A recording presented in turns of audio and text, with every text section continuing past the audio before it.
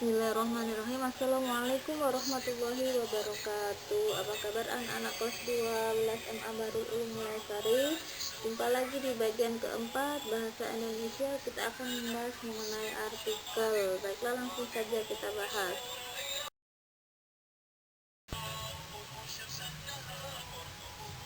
Di minggu kemarin kita telah membahas mengenai mengevaluasi informasi dalam sebuah artikel, kemudian menyusun opini dalam bentuk artikel,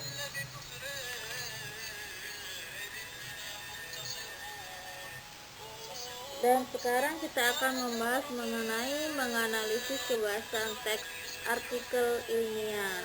Yang pertama itu adalah adverbia, yang kedua konjungsi, dan yang ketiga adalah kosakata. Yang pertama, unsur-unsur kebahasaan yang terdapat dalam artikel dan buku ilmiah memiliki persamaan karena penyajian isinya berdasarkan fakta yang didukung melalui opini, bukan imajinasi. Unsur kebahasaan yang harus dicermati antara lain sebagai berikut.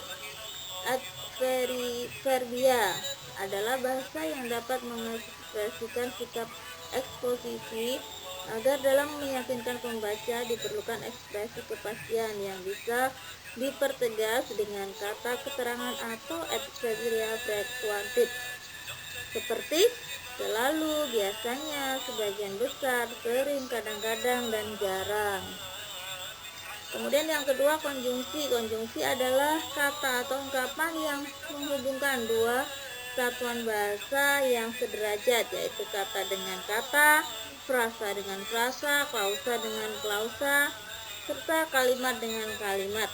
Konjungsi yang banyak dijumpai pada artikel adalah konjungsi yang digunakan untuk menata argumentasi seperti pertama, kedua, berikutnya, atau konjungsi yang digunakan untuk memperkuat argumentasi seperti selain itu, sebagai contoh misalnya padahal, justru, konjungsi yang menyatakan hubungan sebab akibat seperti sejak, sebelumnya, dan sebagainya. Konjungsi yang menyatakan harapan seperti supaya dan sebagainya.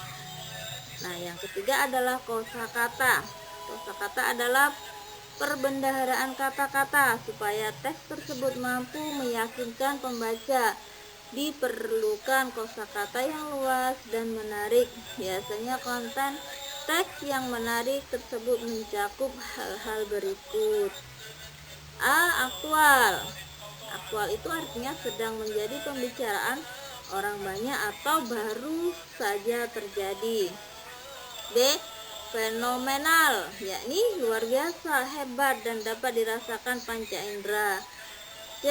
Editorial, artikel dalam surat kabar yang mengungkapkan pendirian editorial atau pemimpin surat kabar. D. Imajinasi, daya pikir untuk membayangkan dalam angan-angan. E. Modalitas, cara berbicara menyatakan sikap terhadap suatu imajinasi dalam komunikasi. F. Nukilan, kutipan atau tulisan yang dicantumkan pada suatu benda. G. Tajuk rencana, karangan pokok dalam surat kabar. H. Teks opini, teks yang merupakan wadah untuk mengemukakan pendapat atau pikiran. I. Keterangan oposisi, keterangan yang memberi penjelasan kata benda. Jika ditulis keterangan ini diapit dengan koma atau tanda pisah atau tanda kurung. Baiklah, sekarang kita lanjut mengonstruksi artikel berdasarkan fakta. Manfaat dari menulis artikel adalah kita bisa berbagi informasi yang penting dan menarik kepada para pembaca. Untuk menyajikan artikel dengan baik dan benar, perlu memperhatikan unsur atau kaidah kebahasaan dari artikel tersebut.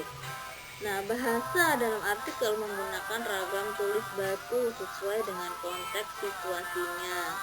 Ragam tulis baku meliputi tata tulis atau ejaan baku, tata bahasa, bentuk kata, kalimat, dan ragam kosakata baku.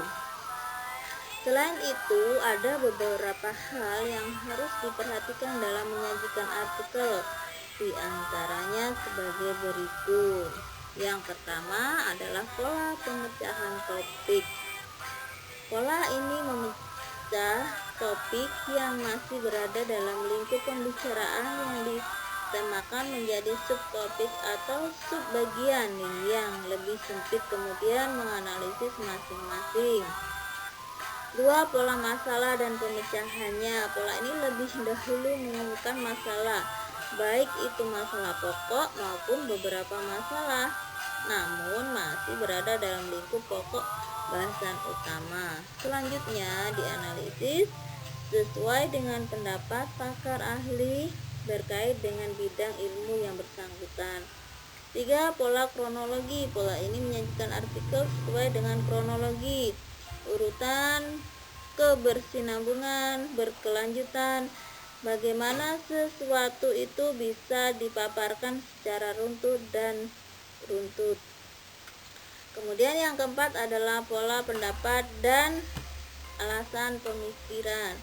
Pola ini baru dipakai jika penulis menyampaikan pendapat, gagasan, atau pendapatnya sendiri, kemudian berargumen secara jelas tentang hal tersebut. Kelima, pola perbandingan. Pola ini sama seperti